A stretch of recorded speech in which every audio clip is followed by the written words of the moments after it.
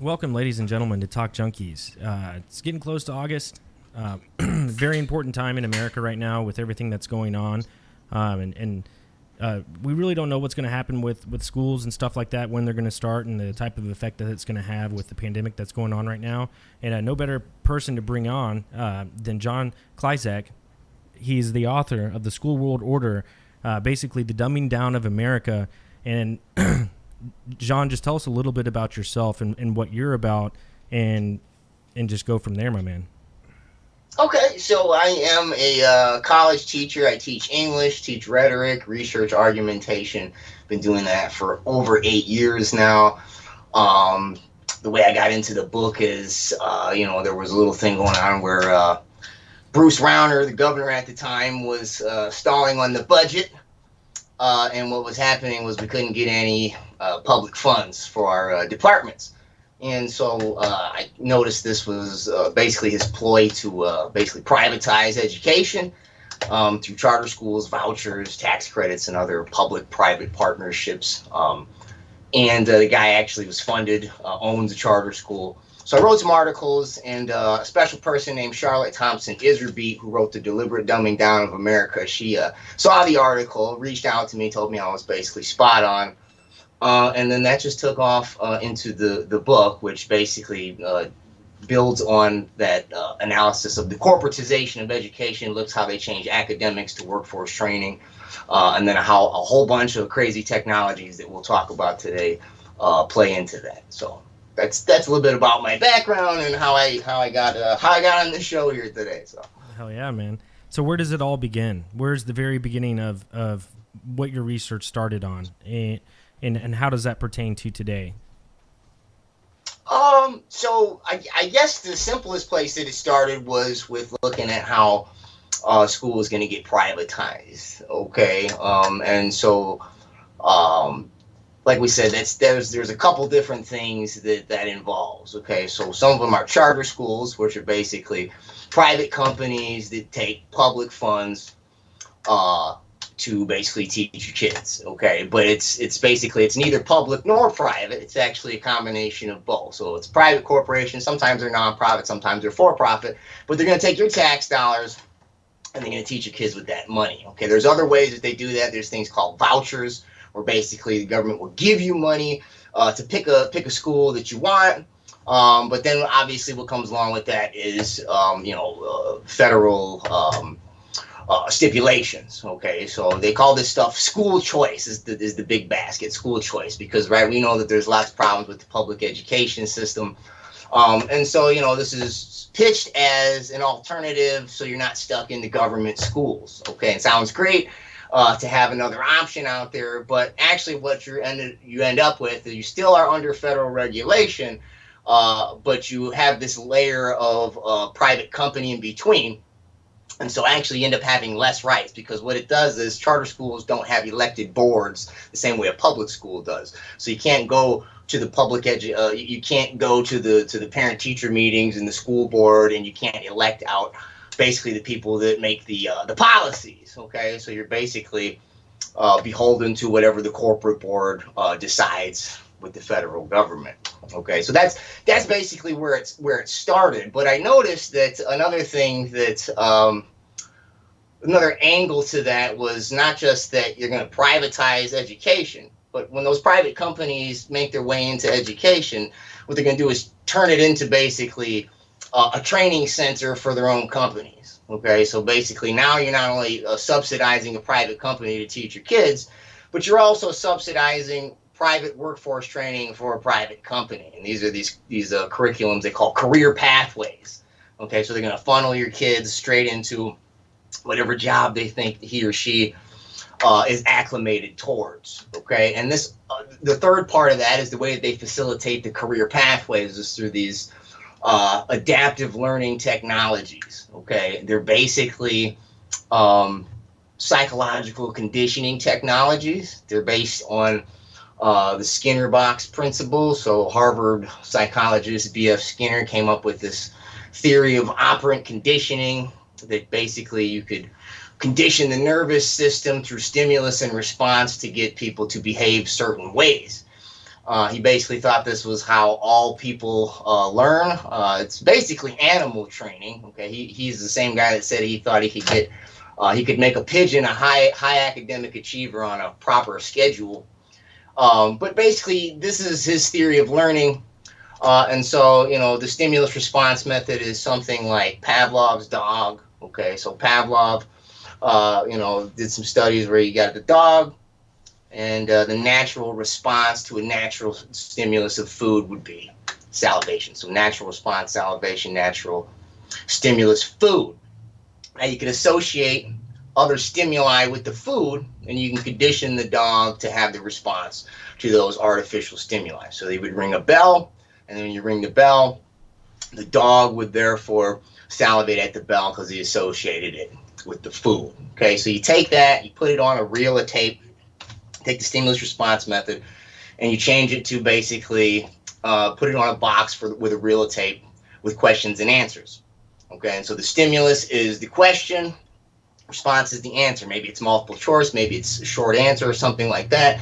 But basically, if you ever seen those Viewmasters, remember those Viewmasters we had? You guys are around my age. Talking about the little, like the clicky thing that would go through multiple. Yeah, right. It was had Disney stuff on it, right? So you'd pull the thing and have a picture on it. Okay, so this is to help you picture what I'm talking about.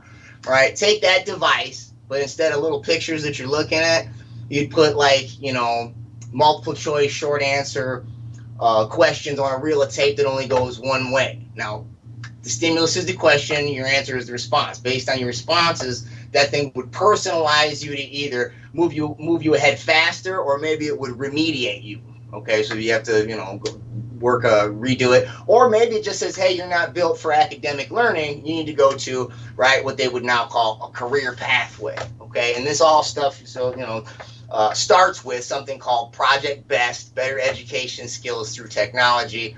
And that is how Charlotte Thompson Iserbyt basically started writing The Deliberate Dumbing Down of America, because she worked for the Department of Education under Ronald Reagan. And she found this project as part of the private sector initiative.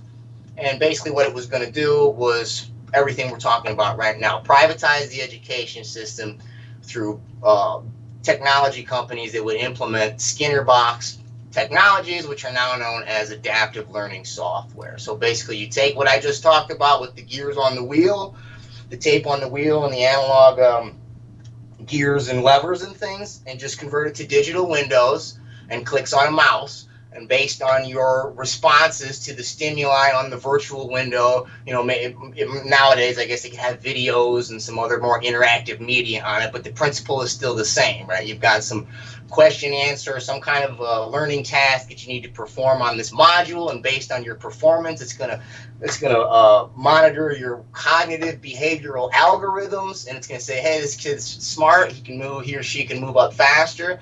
Or it's going to say, no, this kid's not so smart, he or she needs to remediate, and maybe they're only going to be built for X job.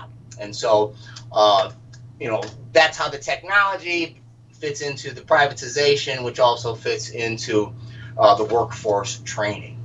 So. Is there, I'm going to step back just slightly and go to the Pavlov and the B.F. Skinner thing. Is there a way that they are keeping kids going through this cycle, though? Because in my mind, everything that you said, everything that you were talking about with especially Pavlov's dogs and all that, which I'm sure we've all heard the story multiple times about what's going on there, most of those behavioral conditioning always have a positive stimulus. For example, the food, or there's plenty of other ones where it'll be some kind of pleasure center of the brain with an electrode in a rat, whatever. As to where everything you said about the what'd you call it? The machine what was it called? I can't remember. Skinner box, adaptive learning. Adaptive learning. That's yeah. With that system that you were comparing to the little kaleidoscope thing, blah. Is there a positive stimulus that keeps the kids wanting to go through this? Because I can see how there's learning there, and you're saying, hey, judging by these answers and everything that we've done, you're not fit for this, or this, so we're going to send you down this path. That all makes sense. But what keeps the students actually going? Yeah, great question. Yeah, so Skinner himself, actually, when he made some of these, it's the technology of teaching. I have it here. Thought I'd do the J. Dyer and show you the book for a second. No, but the technology of teaching was the big book that B.F. Skinner wrote, where he's got diagrams and pictures of some of these devices, and one of them had in it, it would reward you with chocolate. So there's your positive stimulus if you got correct answers. Now that was a long time ago. I worked on a software. Didn't work. I mean, I had to facilitate a software when I did a GED course one time, and it was called, I believe, iPathways, and it incorporated into some of the practice modules a game. So here's another part of this, I guess the reward center. So it's something called gamification, and I haven't talked about. I wrote about it extensively in the book, but I haven't talked about it on any other shows because we usually go to other things. But gamification can mean a number of things. It can mean everything is all the way up to like virtual reality, augmented reality, and a host of other sorts of platforms that make learning fun by turning it into some sort of a game. But on the iPathways software, I wouldn't say that actually had adaptive learn, like they call them personalized algorithms, but it did have a gamification component where you had practice modules, and I don't know how the algorithms worked. I get probably the same way that data mining works. Somehow there was some partnership with a nonprofit where if you got a high enough score on this game, it was going to send grains of rice. However many points per game was worth so many grains of rice that they would send to some hungry kids in some other country. I can't remember which one it was. So you gamifying, making it like a video game, and then also another reward is you're helping somebody. So those are just some anecdotal examples of, I guess, how they would work the positive reinforcement quadrant into it. No, that answers the question perfectly. That's exactly what I mean. I remember playing. I think it was a little different back then when I was that age, but I remember playing the little typing game with like the caterpillar or whatever that would walk across the screen, and you had to hit the certain keys in whatever order. But no, that makes perfect sense, because I was like, you can't keep people doing that without some kind of positive stimulus. Yeah, absolutely. And so, there is a, move towards, yes, and that is the hook, but there is a move towards, right, just this, it's a larger movement called gamification, and it goes with another. In academics, they like to use a lot of jargon, okay? And then what happens is when people don't like that after a while and they get savvy to the jargon, they change the name. It's the same thing. But basically, when we say performance-based, personalized, and gamified learning, all three of those things, not necessarily identical, but all part of the same move towards, trying to manipulate the pleasure, the reward centers, the dopamine centers to basically trick you into not only learning what they want you to learn to, fulfill their job quotas, but also to data mine the student, to better understand how brains work, for other marketing research, AI research, etc. How long has this been going on for? So do you mean a little more specific? Like, So just like, has this been going on in school systems for a very long time, everything that we just talked about? It's like whenever public education first came out, well, I guess we're talking about charter schools and stuff like that. Sorry. Sorry, I can't even talk. With any of your research, how are public schools affected in any way? Because do you teach at a charter school? Sorry, I don't know if you said that or not. No, I teach at a couple community colleges. I'm an adjunct. If some of your if you or the viewers don't know what that means, do y'all know what that means? Do you know what adjunct? No, I've heard the term, but I don't know what it means. Okay, so basically, even a regular public school kind of uses a business model, and they have been using business models since basically the 50s. You got one? What's this look like? Is that Charlotte's book? Can you see? This is her abridged version. Okay, it's actually, you can't, if you want to find the original, it's going to cost you a lot because it went out of print, but it's a 700-page tome. And so this is the abridged. But in here, it's called the Chronological Paper Trail. It's got basically not facsimile photocopies, but quotes from federal documents, charter schooling documents, etc. And basically back to, Eisenhower, public school I'm sorry. What was your question again, dude? I'm sorry. Well, I guess what I'm trying to get down to is we do. I mean, in a lot of our podcasts, we talk about government and the corruption that happens within the government, and it always comes down to education on why we are where we are is because of the public education that we receive growing up. Well, one thing that I always preach on is that before anything else, education should come first, because that is the foremost, most important thing an individual can do is learn and discover, even discover yourself through like whatever means. Like I was always frustrated. One thing I always bring up whenever talking about education is I learned how to write a check in school, but I've never written a fucking check in my life. But they never taught me about financial investments, which is like I learned it within maybe like 4 hours, understood the basics of like just how to invest, like brokerages, like things of that matter, being able to like handle my own finance, things like that. And I'm like, that's way more important. And they don't ever teach that in high school, which is not that difficult to learn at all.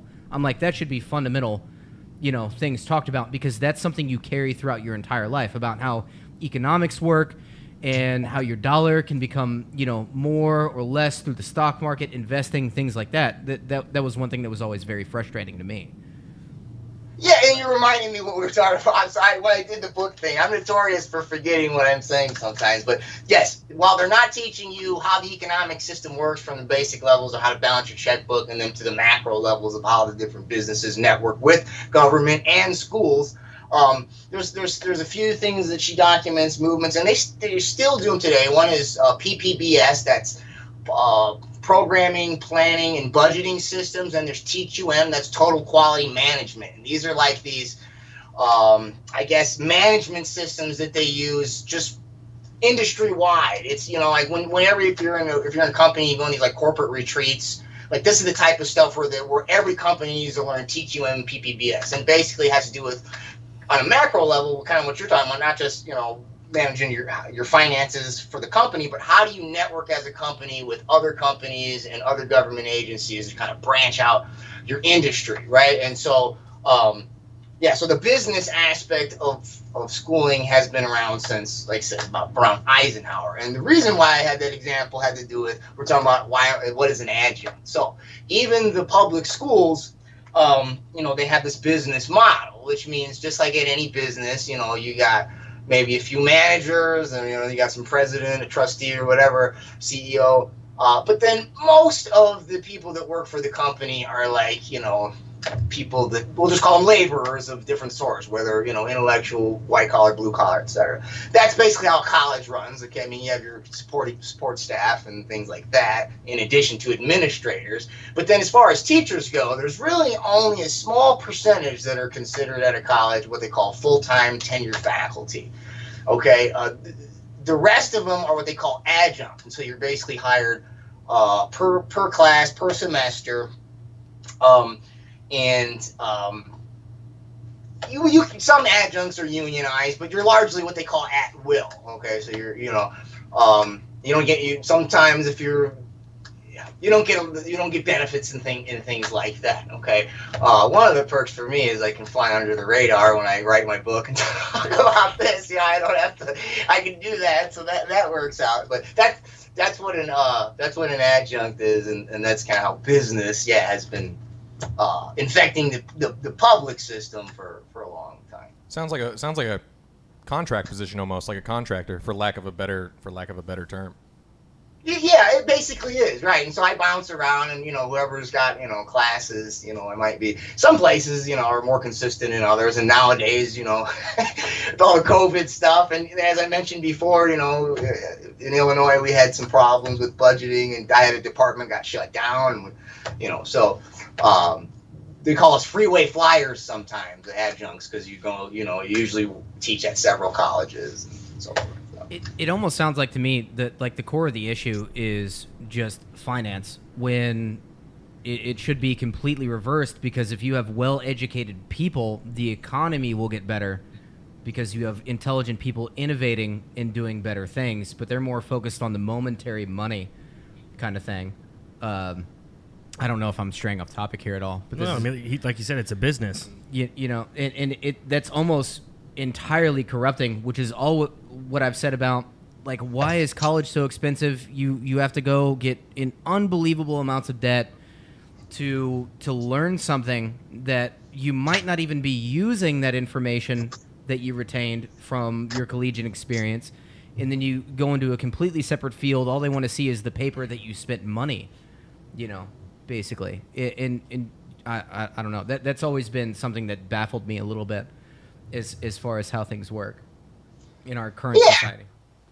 Yeah, absolutely. I mean, and so a couple things. I mean, two things you kind of touched on there is one is that it's all about a planned economy, essentially, right? I mean, so this is why the schools at this stage in the game are merging the public and the private together, right? And then taking your students, your children's data, the student data, and using that to basically market forecast and to fulfill jobs. Now, as you mentioned, right, I mean, a healthy economy might be one that has more competition, more entrepreneurs, more independent thinkers, right? But if you are somebody that's already, sitting in the front seat of the planned economy, you already have ideas about how many jobs you need for this industry, how many you need for that. So that what you're saying would complicate the algorithms, would complicate the planning that they have. But the other thing you mentioned is, basically teaching people how to think instead of teaching people what to think. And this is the difference between, the modern behaviorist Skinnerian method and the classical trivium method of grammar, logic, and rhetoric, basically. And, grammar is not just, like how sentences are functioned, but everything has a general grammar. Okay, and I try to instill this in my students. So special grammar is the specific language that you use. Okay, so English has a Roman alphabet and it mixes French and German and some other stuff together. Okay, and then that's basically the symbols we use that we call English. Okay, but you can use other symbols, right? You can use what I just mentioned, German, Spanish. These are all phonetic, alphabetic languages, and there's also ideographic languages if you go to the east. But all these, right, you can express the same concepts using these different special grammars. These are all different special grammars. But when we use them, we can have a conversation. We're referring to the same general grammar, and that refers to the actual vocabulary that refers to a specific subject. Nowadays that we compartmentalize, we call them subjects, what we're studying. Okay, so even math has a general grammar, right? And so it has numbers, right? And then it has addition, subtract, right? But these terms you have to understand before you can actually start doing math. Geography has a grammar, right? So you have different land masses, different climates, things like that. Okay? Through grammar, ancient people used to believe that there was something called truth and something called false, right? And that truth was non-contradictory. So once you had grammar established and you named things, right, you establish truth by not contradicting how you use those. This is also called logic, okay, and then the way you express it is rhetoric. That's all three of the classical trivium. But what it presupposed was that there was an objective truth to nature and the universe. Some people might, call it God or something like that. But the idea is that you could know that by not just using grammar, logic, rhetoric consistently, but you can also use that to basically argue with yourself or verify what do I actually know, right? Am I using these words consistently? Can I verify my general terms with specific evidence? And right, this is a way that you can learn how to think instead of what to think. But nowadays, right, we have basically a Skinnerian method of nervous system reflex that's buttressed with a whole host of jargony stuff that I'll just call subjective philosophy. Right, and so truth does not have to be non-contradictory, right? You can basically feel one thing, say another thing, and then have a different standard as you go through. And the school system trains people to think that's actually that's a form of learning, and that's I guess an acceptable, useful, or otherwise functional way to go through life. So not like an absolute truth, but like your own kind of truth thing? Well, I mean, yes, and I would say a mixture of both. So I would say that there's something objective. So you have a perspective, I have a perspective, but there are some things that we should be able to objectively say, okay, our perspectives should meet up with what we can actually observe and demonstrate. And when they don't, if you come with me with a different perspective, we have two different competing perspectives. We should be able to hash out which parts are actually wrong and which parts we agree on, which part actually remains as true. So this would be a form of, trivium logic. Did that make sense for that? No, that's some heavy shit. That's some heavy shit, but No, at least for me, man. I think that's great because you're talking about actual conversation and debate and learning and everything, which is such a problem we have in society right now, in my opinion. And I've mentioned it here on the podcast before. Everybody has their beliefs and they're so set in them and they're so scared to take someone else's opinion. And I'm like, man, by learning from other people, like that's how you learn. By having a conversation with another person who has an opposing viewpoint, you can actually learn and communicate back and forth and come to, like what you said, some kind of agreement or objective fact based on different perspectives and learn from each other. But I feel like a lot of people these days are very like brick wall, no, just no to whatever you say. Do you think it's like a core essential thing that us as humans need to understand is that, man, this is kind of fickle and things constantly change and it's the adaptation like to it? Or is there like some fundamental ultimate truth that drives everything that we need to go and find? Okay, that's so very philosophical. I don't know. That's philosophical, man. I'm throwing you fucking curveballs. That's cool. I'm gonna sound like a postmodernist when I answer these because I'm gonna sound like I'm saying both things and neither. But because like I want to build on a bridge that we can connect on. I want to start where we can agree. So, Greek philosophy largely is based on a concept called the logos. Okay. Basically starts with a guy called Heraclitus, and he basically said that all you can know is that, or all that is permanent is change. This is a Buddhist concept as well. Impermanence, there's nothing that's permanent. Suffering comes from being attached. By the way, Heraclitus was known as a weeping philosopher because he thought that, right, everything is changing and it's just everything is always going, everything is moving towards this finality that you can't get back from. So there's some overlaps there, but in the Christian dispensation, right? They take the concept of the logos and make it not just that everything changes, but even though everything changes, there are some things that remain universal and fundamental. And even before that, right? People like Plato would have said, right? It's geometry or it's numbers or what he called the form. So there's these abstract states of being or principles that, right, regardless of all the change that happens in the universe and through our lives, right, math is still math, right? I mean, so one day, the principles of architecture remain, even over time, as something, might, gravity and things might wear down on it, but the principles of leverage and things remain, right? The principles of math remain. So, I mean, in that sense, the Christian dispensation kind of did a bit of both, right? Because there's grace and faith, but then there was also, right, knowledge of, right? There's a lot of theology, right? Every time you see a word that says O-L-O-G on the end of it, that's the logos of, or the logic of. This is what they used to mean. And what it presupposed was that, right, there is an order to everything, even through all that flux, okay? And the I Ching was similar as well. Right? I got a lot of these.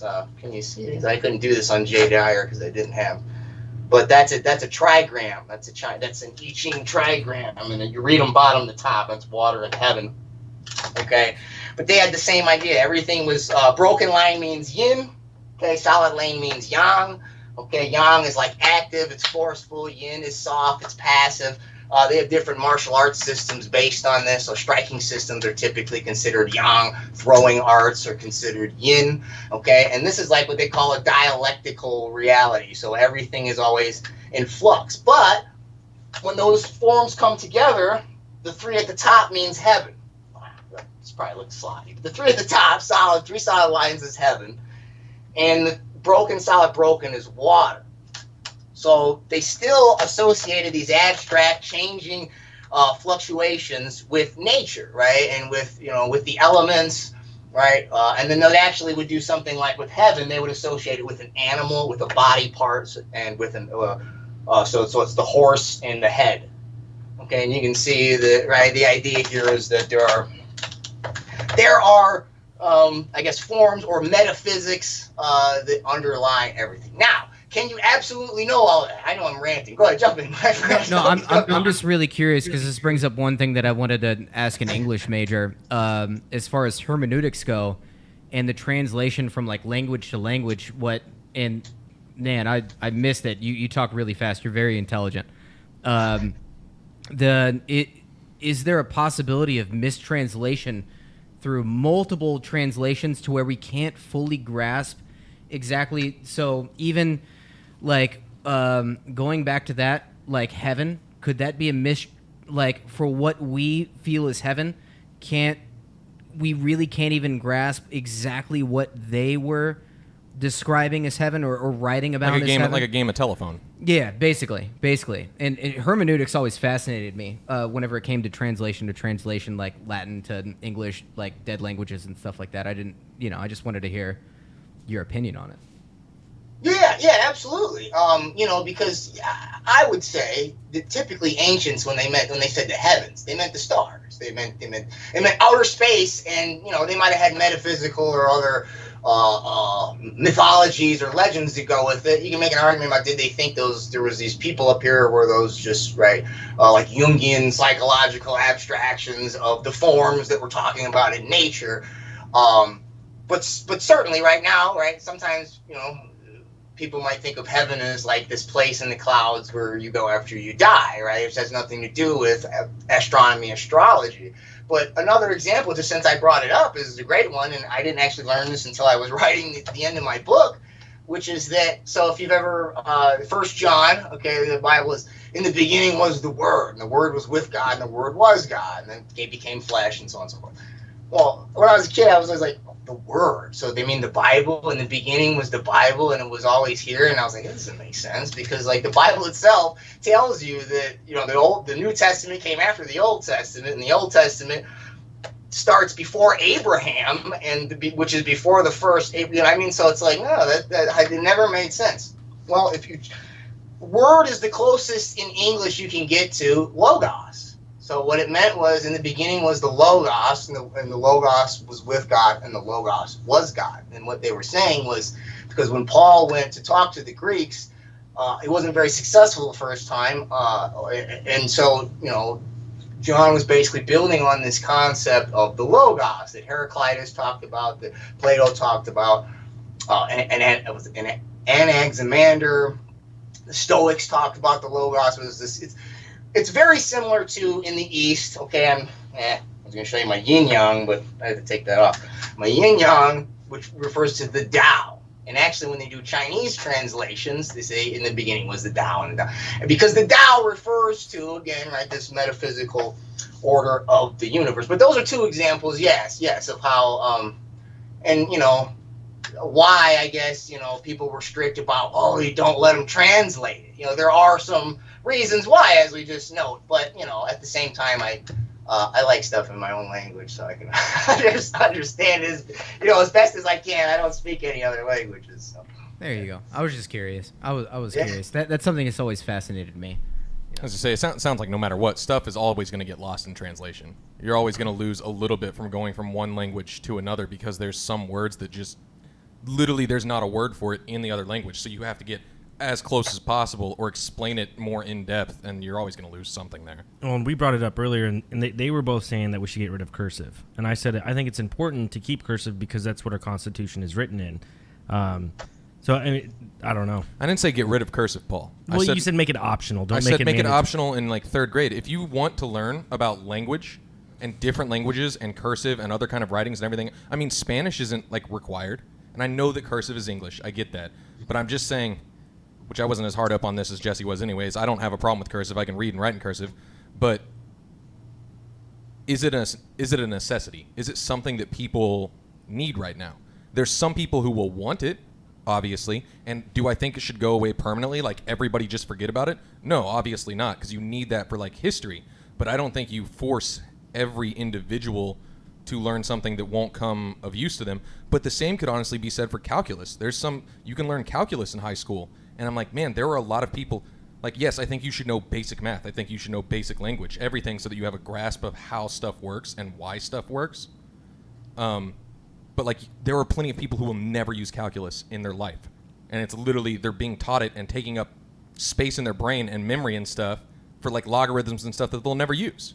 And I feel the same way with cursive, to be honest. Well, it's not even taking up space in their brain because they forget all that information after about like 6 months, and then can't even retake the. Well, it's. I mean, we can probably also write. Over time, we can also write they in lose cursive, that right? information because they didn't give a shit to begin with about what they had to focus so much of their time on. To get a little bit back into the school system, what you were talking about, one thing that's really frustrating to me is they tend to focus on weaknesses and not the potential of the person and what they're naturally like born to do. Basically, and they just force feed you. Like, I hated this. Like, I was really bad at math, but I was amazing at history and science.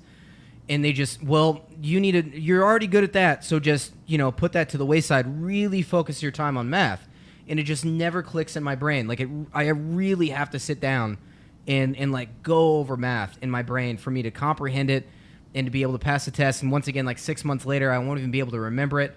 But I can talk about, historical dates and how, a bunch of stupid scientific facts I'll honestly never need that I end up retaining. But I'm like, why don't we do that more in school systems to focus on just bettering the individual? This is probably segueing back into what you were talking about earlier. But yeah, well, some of what you're talking about goes back to what we mentioned about the Pavlovian system, and some of it has to do with the classroom structure and the idea of separate subjects. So when I talked about the classical method, they used to have, sometimes would represent it with the Pythagorean right triangle. So I don't know how good that works, but my hypotenuse would be my 5, okay? One of my legs would be my 3, and then the other leg would be the 4. The hypotenuse is the 5 senses. The 3 is the trivium or the word, and then the other 4 is the quadrivium, which would basically what we call now the sciences, or basically the study of the number. And that would have been geometry, arithmetic, music, and astronomy. Okay, but the idea was now you had to learn the trivium before you learn the quadrivium, because you have to have quantity before you have quantity, right? You can't have one as an abstraction unless you're talking about something, right? One dog, one volume. 1 inch, right? Some quantity, right? So your trivium came before your quadrivium, but the reason why they represented it, right, is connected to the 5 senses on a geometric shape was the idea that it is a holistic thing. And the more I think about that nowadays, when I, even when I teach, when you're diagramming a lesson and I'm giving them qualitative principles, if I have 3, I like to use a triangle. If I have 4, I like to use a square. Why? Because, right, I'm using the geometric principle of the number 1, so that way if you try to remember, well, I know there's 4 things for this, right, and easiest way, I can visualize a square and I can put them up there, and then that can help reinforce the memory, right? So that gets rid of some of the pump and dump that you're talking about. But the other part is that, right, that's why they ring the bell, right, when you switch classes, because the idea here is that, right, English done, math begins, right? Quant numbers over, words begin. So I think a lot of that though is the system or the structure. I think people used to synthesize better than we all do nowadays. But the personalized stuff is what they're pitching. And I'm not against that. I mean, I think that's right. I mean, you should be in control of your own learning. You should be learning, right? You should be an autodidact, right? That should be your goal, is to be the one in charge of that. But their ideas of personalizing it has everything to do with data mining, right? Your thinking algorithms, your feeling algorithms, and then there's a move to, right, really personalize stuff with something called precision education, which has to do with they want to scan your DNA on something called a learning chip. So before they put you on the adaptive learning software, which is going to condition your cognitive behavioral algorithms, and before they put you on the socio-emotional learning biofeedback wearables that are going to condition your emotions, right? So maybe you're not paying. This is not just are you happy, sad, but it's like, are you paying attention? Are you enjoying the lesson? Things like that. They're gonna check your DNA, and based on your DNA, they're gonna say, well, little Johnny or little Susie, DNA says IQ wise, right? Your genetic IQ, you're only going so far. So we're only going to spend money on this software, this workforce software for you. So every time I hear people talk about personalized learning, those are the only packages I've seen offered nowadays. Anyways, I was going to say, I think the biggest difference is you're both kind of talking about different types of personalized learning, and you've actually, John, you've seen it firsthand, and you've seen the bad side of it, which is the corporatization and the privatization side, which is, hey, we're personalizing this lesson for you, but it's not for your betterment. It's for us as the company. We're personalizing this for you to move into the direction that we want. As to where you were just talking about the personalization of what fits your strong suit for your own well-being, for you learning stuff to make you a better person. Yeah. Yeah, and I think that the trivium is the best thing that can be for. Now, there's never been a perfect educational system, especially when government gets involved and business gets involved, right? I mean, now these entities they have an agenda at stake. So I would say, I guess the best, one of the probably best ways, or maybe one of the only ways you can actually get personalized education is by, right, don't accept what the schools teach you. I don't care what school it is. Don't accept it at face value, I should say, right? Use the trivium to question not only the information you're given and to verify it as such, but then question what you think you believe already, right? Because everybody comes to the table with presuppositions, right? And so this is the part when we're talking about having a dialogue with people that, right, take a second to think like, okay, wait, put yourself in the other person's shoes, see, right, how does their perspective actually work? Could it work with mine? Does it contradict, right? I mean, this is, I don't usually know what I know until I basically have a debate with myself about it. If that sounds great. No, I love that. I've literally said that multiple times on here where I'm like, hey, if you have an opinion, to even validate your own opinion, you need to be able to argue against it. You need to be able to argue against yourself to actually learn if your opinion is valid or not. A strange phenomenon, I wouldn't call it strange, I would just say common phenomenon I've had as not just a teacher, but as a tutor. As a tutor as well. And when you tutor, you have a different dynamic with the student because, you're not giving them their grade. And so they'll confide in you in ways and they'll open up to you in certain ways, right? They'll tell you about what they don't like about the course sometimes, right? Because the teacher's not there. Sometimes I notice, they'll come in with a paper, right? And they know they have an issue. And I'll point out X, Y, and Z need some work. Maybe thesis, development, citation, whatever. And they might have a response that's something like, oh, I thought I did that here. And then you're like, and they'll explain to you why they think they know what they did. And then you say, show me where it said it. And look at it. It's not there.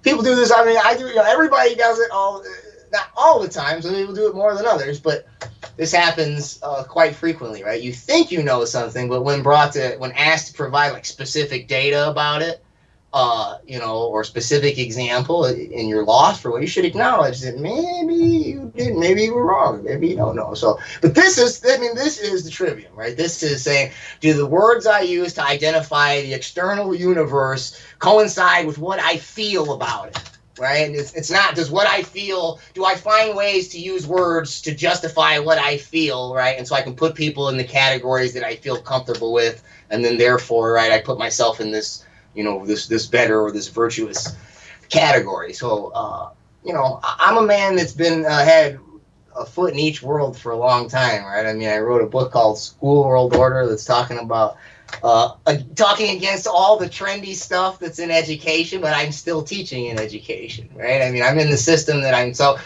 yeah, go ahead. I was actually going to ask about that, and I don't know how much you can or can't answer about that, but as a college professor,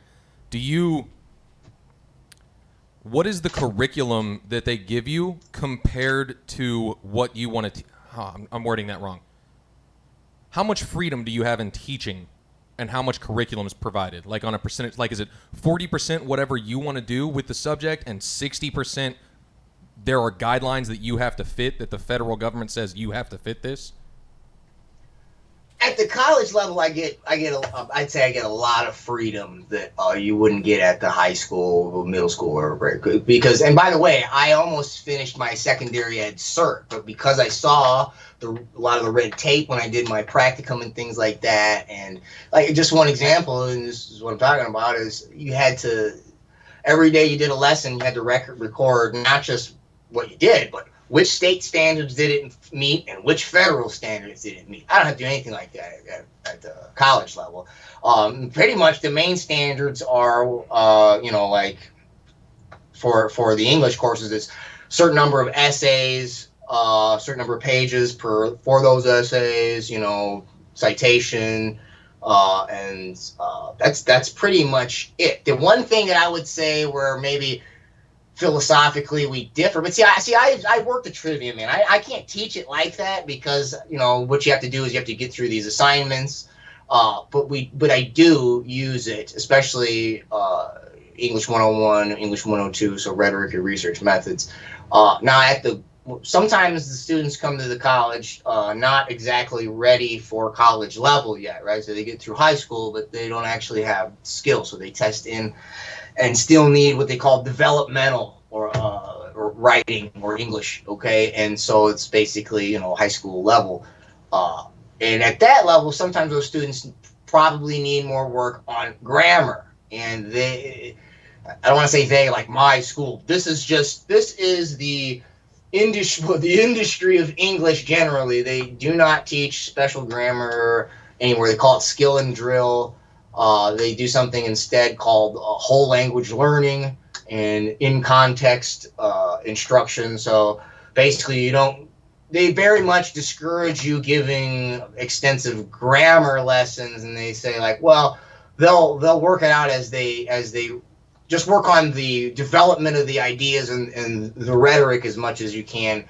They'll catch up on the grammar later, and so those are the areas that I guess maybe I would like to do a little different. And now there is research that says that, and actually there is some anecdotal observations that I would say also says that when you skill and drill, like diagram sentences, do linguistic diagrams of sentences, that after you reach a certain age, if you're a native English speaker, that stuff doesn't work anymore, because what happens is when you're thinking, everybody has a vernacular, like that we talk with, and then a written language or a formal language, and the vernacular is usually what you think in. Now, this is the term they use for this is code switching. I try to instill this in my students. If you want to get good at English, you should be, if you want to get good at academic English in an academic or professional setting, you should be a good code switcher. So what that means is you should be able to recognize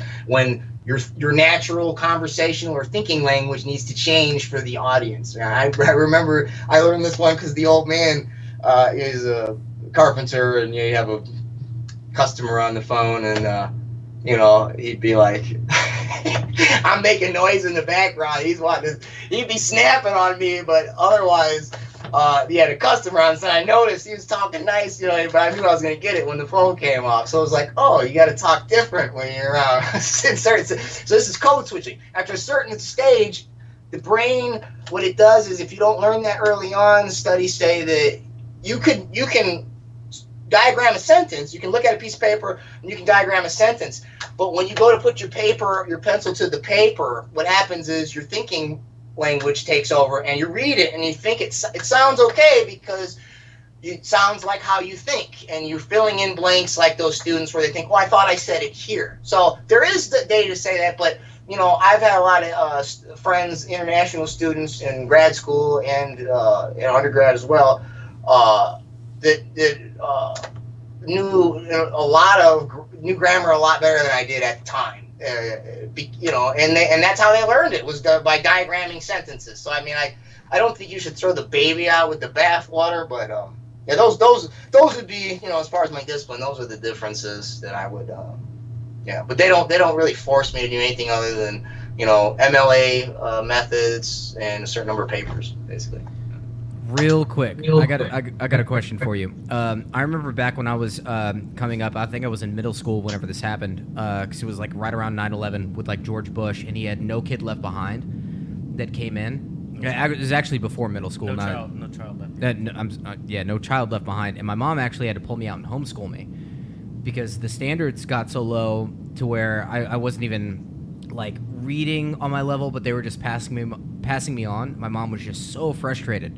She's like, there is no way like this level of education was happening. in my mind, I was like, that's the biggest downfall, is to lower your standard for individuals too. Even though that might be slightly contradicting as far as what I said is, don't focus on what they're bad at. Maybe it's just because it's at a lower level. But I didn't know if you had any thoughts on that as far as No Child Left Behind and with the George W. Bush administration.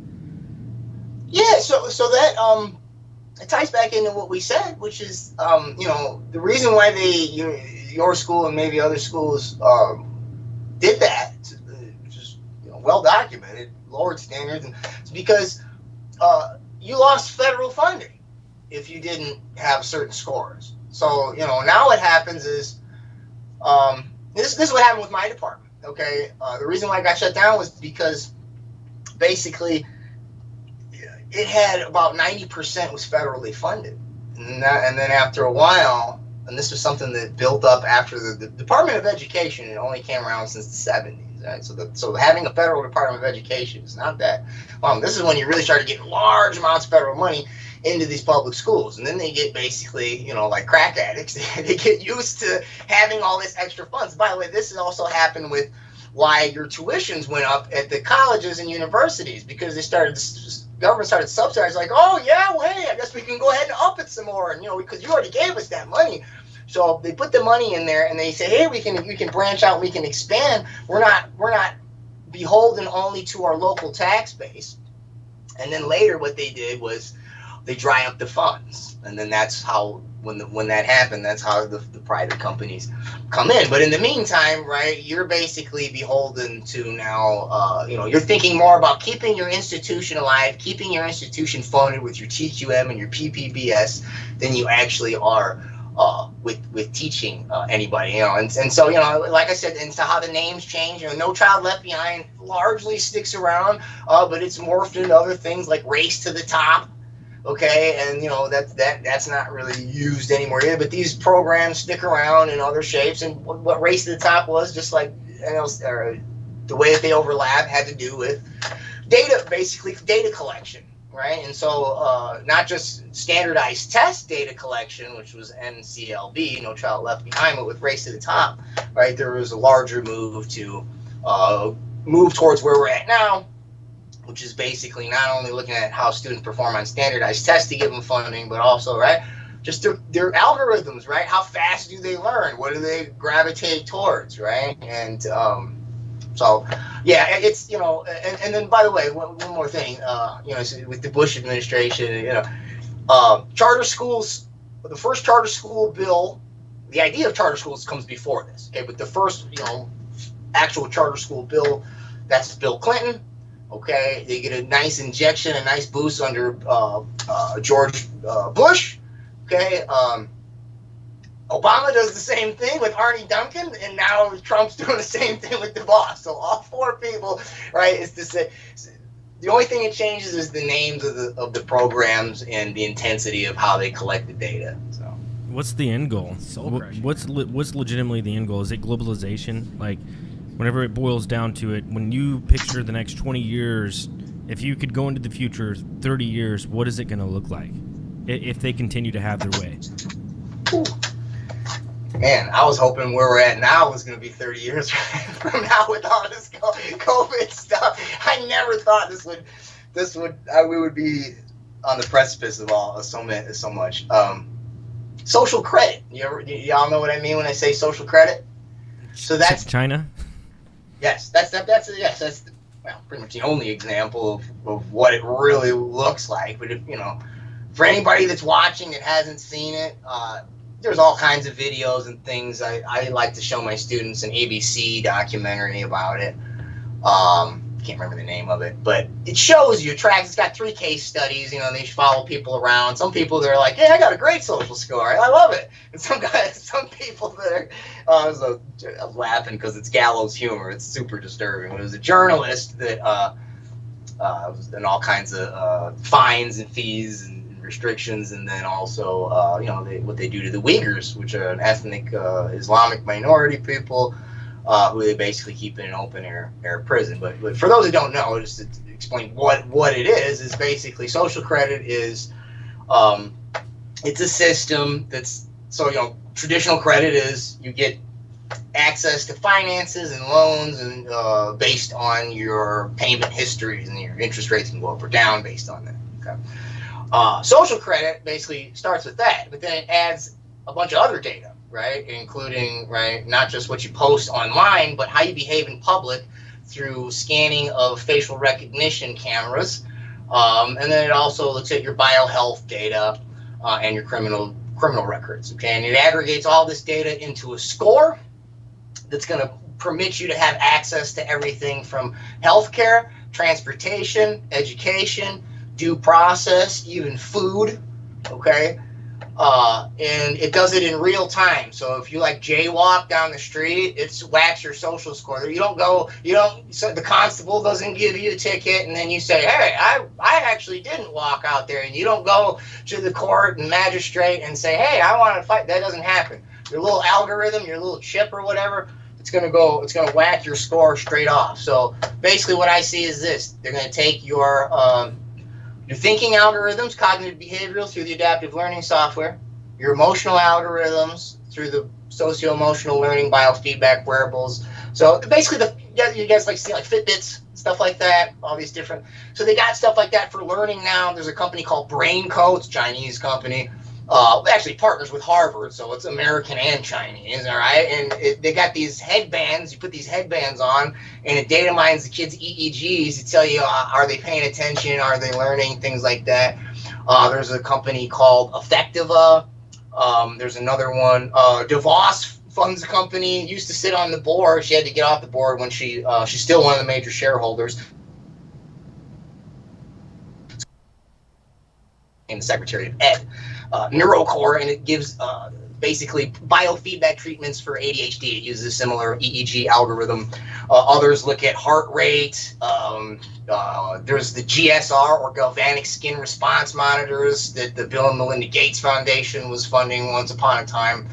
All these are different ways to scan the students' emotional algorithms. So the thinking algorithms, the emotional algorithms, and then, as I mentioned, the precision education, the DNA. So your health, your physical health, your mental health, and your intellectual capabilities.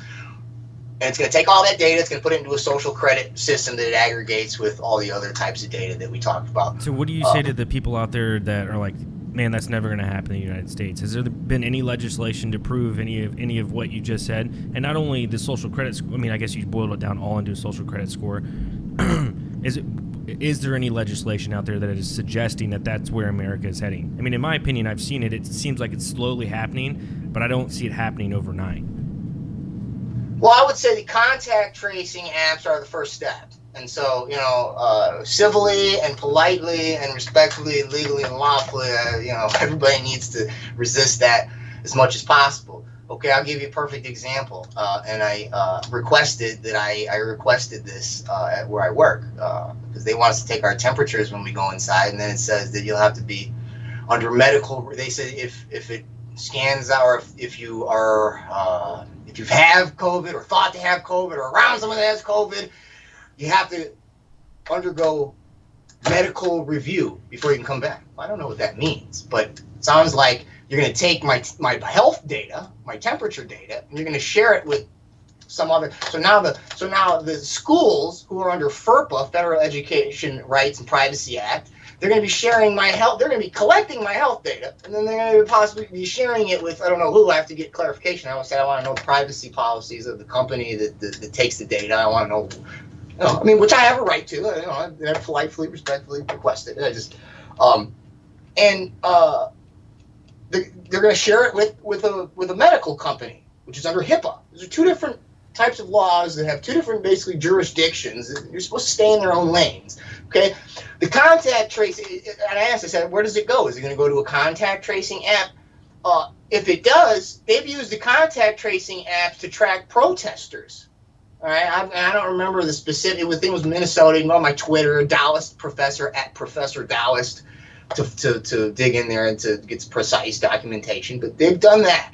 So now it's all three things that I said: your mental health, your physical health, your education, and your criminal records. They're already blurring them together in ways that I'm pretty sure you're not supposed to do unless we're under emergency. So, you know, when they start sharing, when all three of those, when your health record, when all that stuff just starts moving back and forth through the public-private partnerships, all they need to do now is add it to a trust score or a social credit score. Now, let me tell you that my recent research, wrote an article for Counter Markets, talked about this with Spiro Skouras, and basically the Gates Foundation right now, in addition to funding all the vaccine stuff and all the contact tracing stuff and everything else, is funding the Reimagine Education Project. Okay, it's campaigning, largely he launched it in New York with Governor Cuomo and Eric Schmidt from Google. Okay, media backlash or public backlash has made the media go shh about any specifics on it. So I dug through over 200 something grants in the Bill and Melinda Gates Foundation that were issued during COVID and during the time that they announced it. And what it looks like is this. And Innovate, there's a partnership between the New York-based nonprofit Innovate EDU that's going to be funded by the Bill and Melinda Gates Foundation, and it's going to partner with Google's BigQuery database. The BigQuery database basically is going to aggregate all of the Google Classroom data. It's going to aggregate, hopefully, to give you some what they call predictive analytics if you're a teacher, so you can, I guess, give more personalized learning to the students. But the BigQuery database is also plugged into, or is being proposed to be plugged into, something called Hedera Hashgraph. All right, and it's Hashgraph technology is basically, it's similar to blockchain technology, which is what they call distributed ledger technologies. Okay, but basically what it is if you look at the connections from Bill and Melinda Gates Foundation to Innovate EDU, it's going to take your Google Classroom data, put it on BigQuery. BigQuery is going to get plugged into Hedera Hashgraph. It's different from blockchain because it doesn't do an actual block to do the proof of stake and all that. It's just a different way to do blockchain. Okay, but it also talks about their main mission is to establish trust. So they're not calling it social credit, but they're basically calling it trust scores or trust algorithms. So, I'm not saying that I can tell you for sure that they will be grabbing all your student data and pulling it in there, but I'm almost positive, and I could pretty much almost guarantee that they will take all the anonymized data. So what that means is when they take student data, there's three categories: SIS, PII, and UII. SIS is systems information. The PII is personally identifiable information, and then the UII is user interaction information. So as long as they don't give PII away, as long as we don't know, it doesn't have your name, we can't identify who it belongs to, they can take all of that and do whatever they want with it, basically. And the UII is basically all those algorithms I talked about, the thinking, the feeling, and maybe the genetic, okay? And so, if you take your contact tracing laws, you set that up, and you set the precedent where these companies can share education records, health records, like everybody can share that stuff without any, hey, that's HIPAA, you can't put it in for, if you can do that. And in the meantime, they're setting up basically an infrastructure that links Google Classroom straight to a blockchain technology. That also, by the way, it has partnerships with, there's the company is the Chainlink, which is going to link the blockchain stuff to other apps or to other technologies, so you can get the data not just through the hashgraph or the blockchain, but it can pull stuff off of the network into the blockchain. It's also tied into China's BSN. So their BSN it's basically their blockchain system that they're trying to integrate with their social credit. Okay, so I cannot 1,000% verify that it, but about 90-ish%, I would say I would be confident in my surmising here based on all the data I provided. That is scary stuff, and I'm usually not one for putting out fear-mongering style stuff, but everything that you and Paul were talking about is so easily identifiable, and what's the word with the technology we have these days that I feel like a lot of people don't even know about. It's easily done. It's easily achievable by big privatized companies and the government and everything else. And it wouldn't surprise me one bit. Also, anybody out there who, oh, by the way, Paul, your camera is off. Oh. Nice. It wasn't off earlier. So, audio only for this, for, you know. Yeah, no. Okay. Anyways. Anybody Yeah, I was about to say it's not like we're doing much on our end anyway to be looking at. But. Anybody out there who wants like a simplified example of the whole social credit thing and all that, and like an entertaining example, unfortunately, there's a show called Black Mirror, and there's an episode called Nosedive. You probably know what I'm talking about. Yeah, absolutely. I mentioned that episode in my book. It's the most perfect, yet at the same time entertaining, so that it helps you stay attached and really pay attention to what's going on. It is a great example of what social credit is. And if anything, it's a minimized version of social credit. Like, if you watch this episode, you're going to be like, oh man, this seems crazy. Honestly, the stuff they're doing right now is probably more crazy than what that episode is. Well, is it Kentucky? In Kentucky, they put a man on, put ankle bracelet on him for having COVID. So this is where I was getting back with. So, I mean, it's going to dictate your access to the public sphere, not just, how many points come off and what your rates on things like that, but your access to the public sphere. And there's another episode, you might know. What's the episode where they're in those bubbles?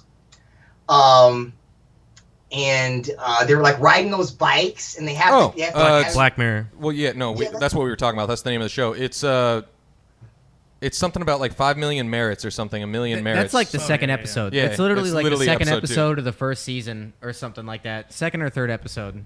But. I know, and they're forced to like keep their eyes open while they're watching an ad and all this. And if they close their eyes, it literally like stops them from getting money and pauses the ad and all that.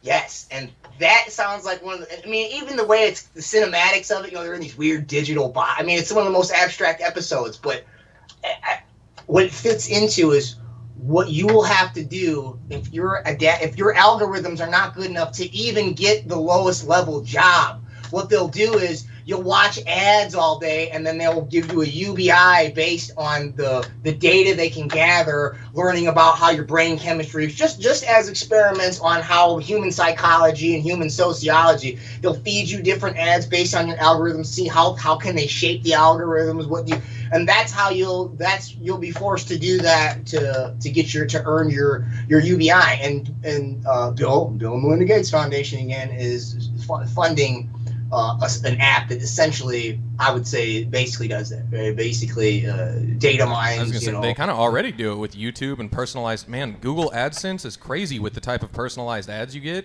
It's ridiculous. This whole thing, even though this is really in depth, what you're talking about, we actually talk about this a lot on the channel. Is that this is the issue with humanity in general, as far as hierarchies go. Like, you have a hierarchy, you eventually have people put in power, and yeah, they'll be a good one for a little bit, but you roll the dice long enough, and then you get some assholes, who are in control, and then they start doing really bad things. And this is kind of the history of humanity repeats itself a little bit over time. It just seems really bad right now. But almost at least as far as humanity goes, it's always adjusted itself. Do you think that we're at a pinnacle right now to where if certain things happen and it goes too far, there is no adjusting, that just evil people are in control and we're kind of fucked? Or... Well, I don't. I really don't. I mean, I think that it probably will get way darker and way worse than any of us ever wanted it to get. I really do think that, because I think that some people don't wake up until everything's on the line. And even though everything's on the line right now, some people don't think they're there yet. Okay, but two things I can say to that. One is one of the books that my book is based on is. Shouldn't do that. I'll forget what I'm talking about again. The Order of Skull and Bones by Anthony C. Sutton. Okay, and I can tell you a long story about him and his relationship to Charlotte and my publisher. But basically, my publisher worked with him. The reason why he knew about Skull and Bones is because Charlotte Thompson Iserbyt leaked the black address books to him. It was her dad that was in the Order. That's another way that she figured out and learned the overarching plan of everything that's in in her book. But what Anthony Sutton said was, when Chris Milligan, my publisher, asked him about, basically what you asked me, which is, what can we do? This looks really dark and dismal.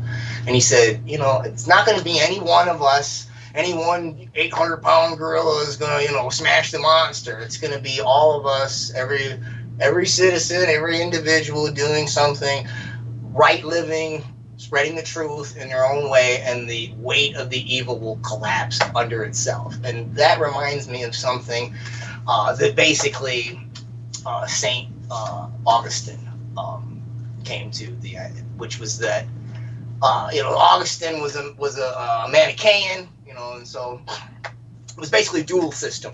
It's kind of like the I Ching, I guess, or it's kind of like the yin yang thing, except yin yang believes that there's a harmony and so forth. But with the Manichaeans, Augustine always had the question: well, which is more powerful, the good or the bad? The good or evil? Which is which one wins? And he was never satisfied with anything that even the highest Manichaeans could break down. When he went and talked to it was either Athanasius or Ambrose, I always get them mixed up, but it was one of those church fathers, and he didn't give him the Bible and Jesus and all that stuff right away. He gave him Plotinus. And Plotinus was a Neoplatonist.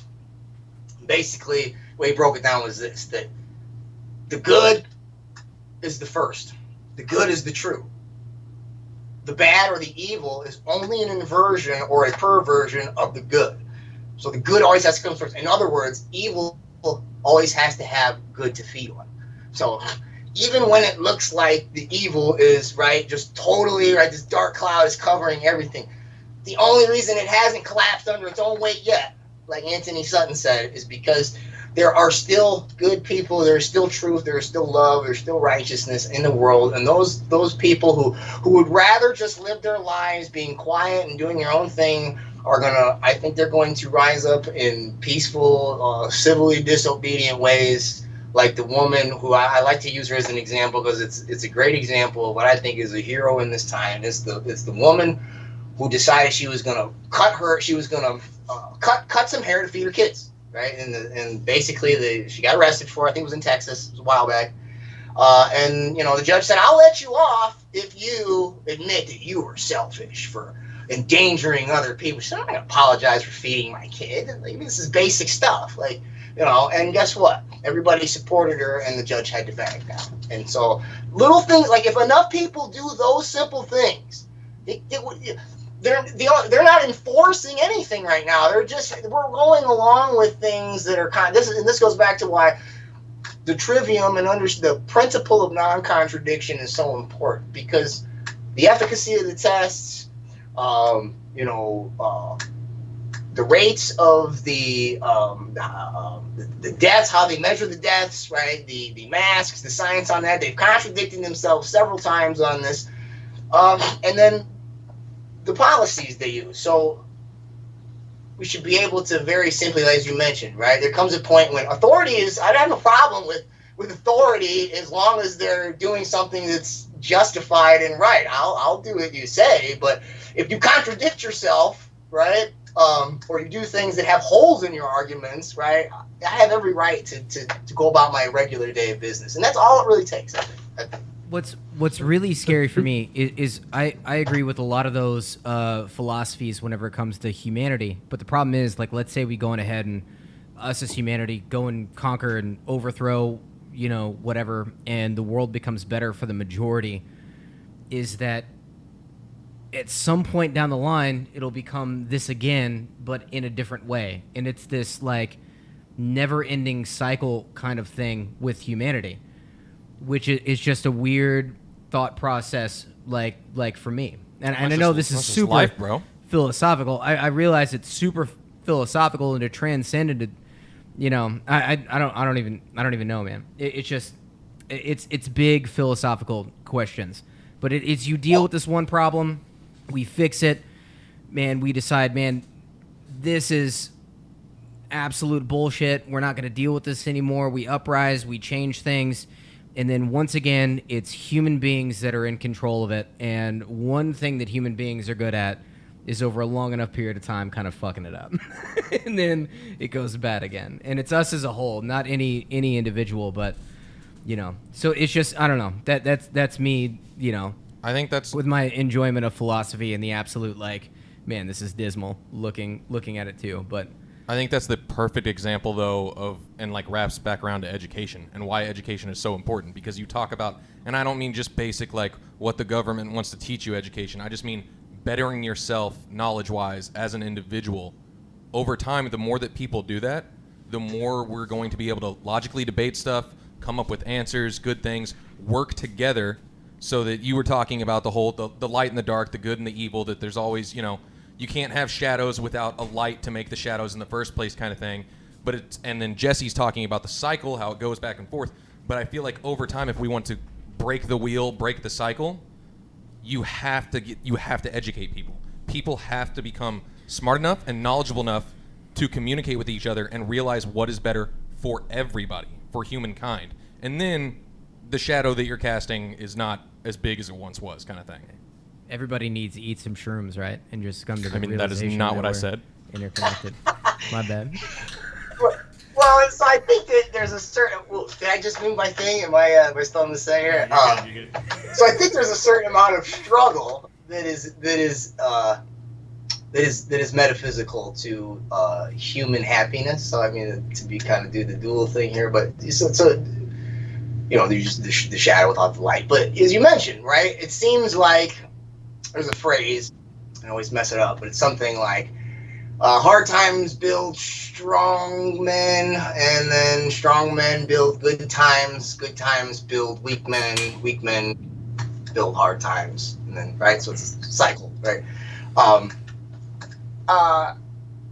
But the idea here, though, is that, one is that, it'll come back.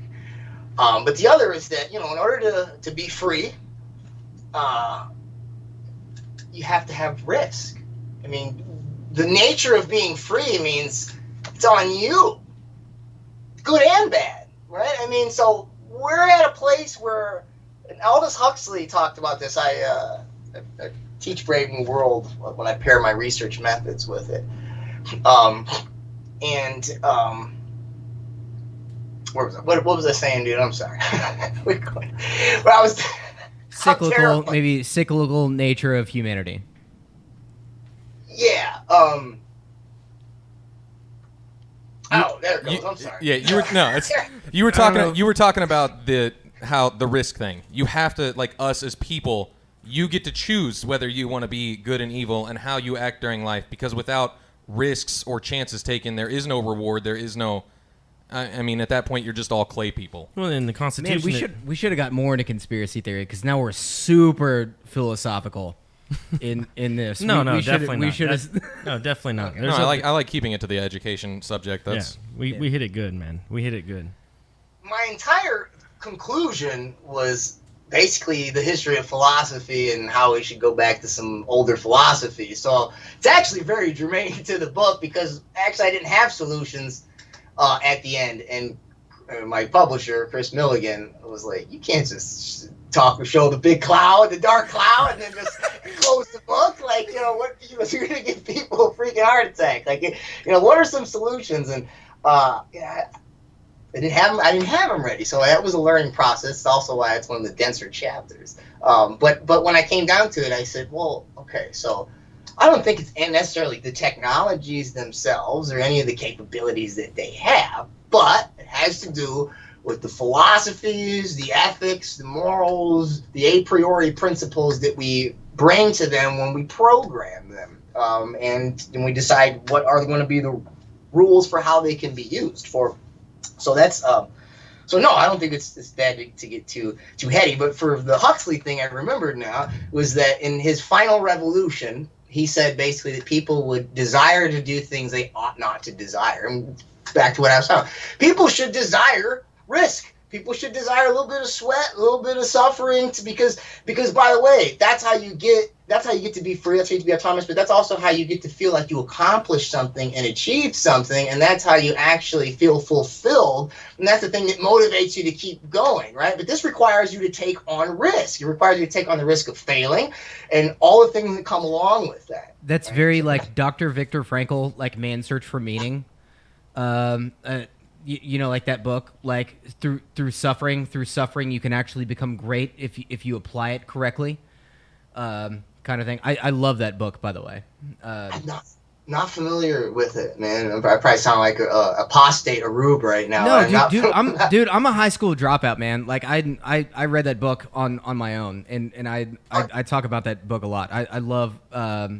He was a brain surgeon and a psychiatrist, and he went through two internment camps, and he wanted to write a book not based on the experience of an internment camp, but he wanted to talk about the process of how people could turn their suffering into something better and motivate them, basically. And it's a really good book, man. It's a short read. It's maybe like 140 pages or something like that. But it's a really good book. He talked about how the only thing you're in control of is yourself and how you react to scenarios. So the suffering, he was like, picture that as a gift, that you were actually able to develop more from your suffering and become a stronger individual from that. But yeah, and this is what I think is the problem with gamified learning, personally. Like there's a be like, oh, it's just so, school is just so rigid and boring, which it is, right? Which it is designed to be, to weed out, right? It's designed to see not only who will grind out things based on the orders of authority, but also who will follow arbitrary authority as opposed to, right, authority that might be for your own interest.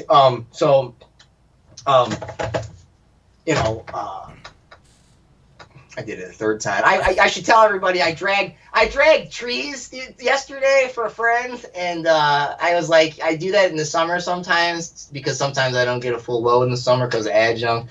And then I was like, well, I got classes this time, and he goes, well, I need help. So I was like, all right, so I'm dragging big logs, and I knew I took a bunch of extra juice today, but I'm bad.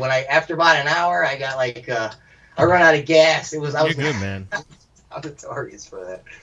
So no, you're good. We're actually close to the end of the podcast, man. We hit a lot of good things about the education system, in my opinion. And I just remembered what it was. I'm sorry, dude. Hit It's the gamified learning. What it does is the idea here is to make it easier. So all that bad stuff that makes it boring by design, they want to replace that with things that they want to turn it into a game. And see, basically, if they can make it, the funner they can make it, the easier they make it. The easier they can make it, the more you'll learn.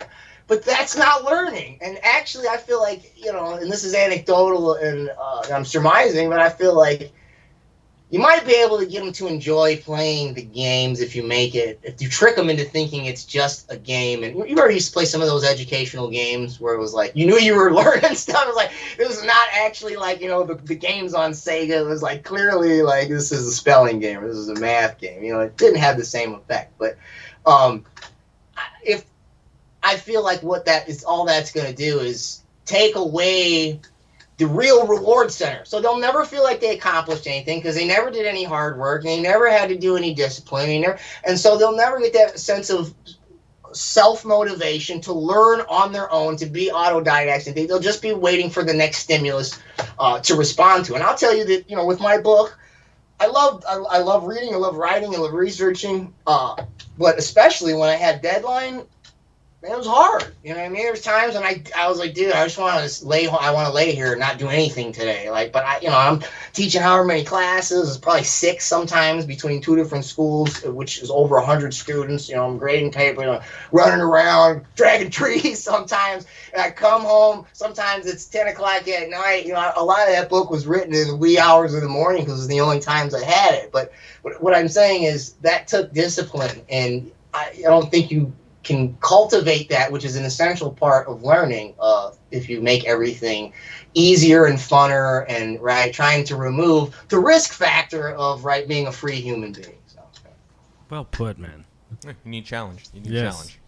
And I love the fact that we went down this road because we've been looking for answers for education for a long time, and to go in depth about it and just talk about it and have the discussion with someone who knows what they're talking about when it comes to education, man. It's spot on, John. Well, thanks for having me, man. It's been fun having just like a regular conversation. Usually I got these notes. I'm like, I got to hit. This has been fun. It's just like we bounced around and touched a bunch of stuff. It's cool. Let's talk junkies, man. That's how we roll. How we like to do That's it. how we do it. I literally don't want this one to end. I'm almost a little frustrated. I had to piss like midway through this, and I was like, man, I don't even want to go use the restroom. This is so intriguing, like all this. So.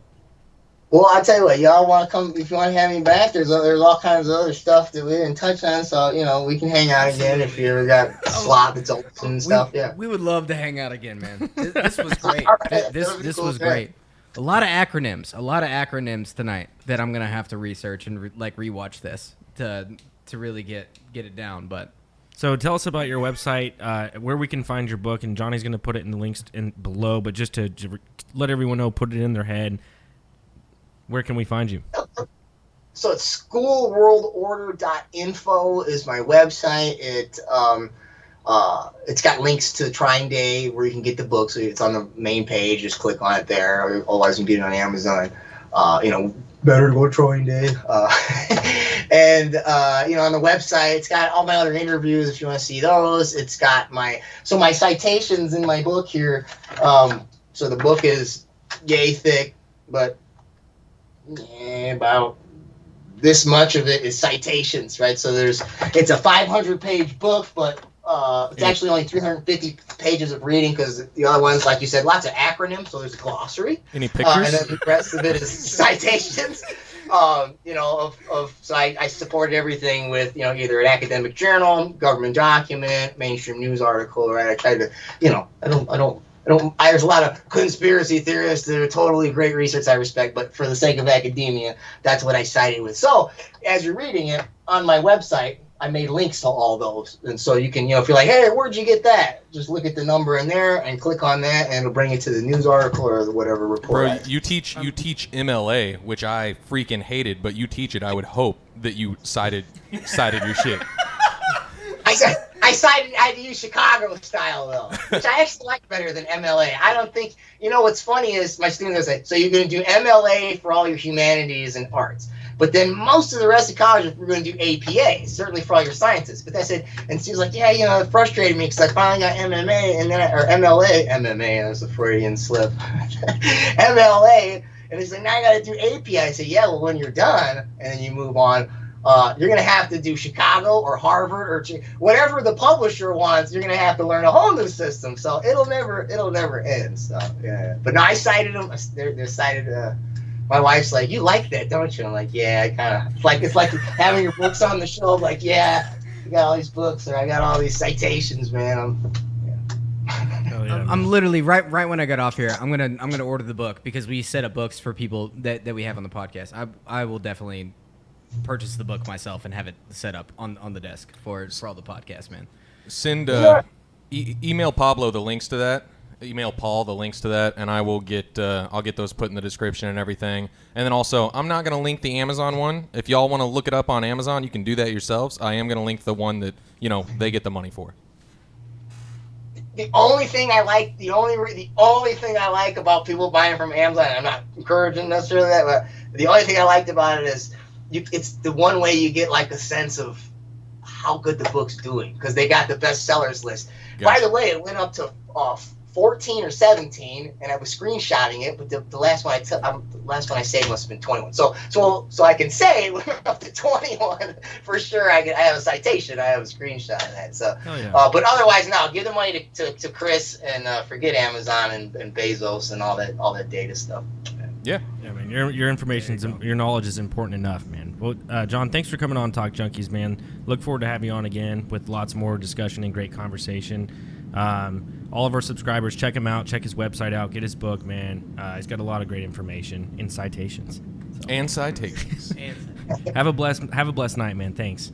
You too. Thanks much, guys. Well, there you have it, man. You don't see video of us right now, but you'll see the backdrop, and I should probably minimize that. Johnny, you're going to have to edit it doesn't out. matter. I'll edit it out. Yeah, had all the contacts for, blah, blah, blah. I'll have, what is it you put up that one time? I'll have, like, you looking at the moon and talking in the background softly and shit. That was the first Mike. I'll just throw that up there. That was the first Mike Anderson podcast that I did that on. Oh, man. We need to get that camera thing worked out. Yeah, it's internal storage, man. We'll figure it out. Yeah, but anyway, yeah, go ahead. No, that's as far as the past couple podcasts, I had so much fun with that one. That was legitimately fun for me. as far as conversation goes, that was just fun. That one was fun. Yeah. I enjoyed that so much. So Check it. Yeah. Hopefully you guys listen to its entirety. Johnny, any lasting thoughts? No, I'm good, bro. Cool. Best thing you can do for this podcast, specifically this podcast that we just had, and even the last one and the one before that, is share it. Share it on Facebook, share it on Instagram, share it on whatever social media platform that you have. After sharing it, you hit the like button to all our junkies out there. stay fly and ring the bell. I was about to say just send us a check for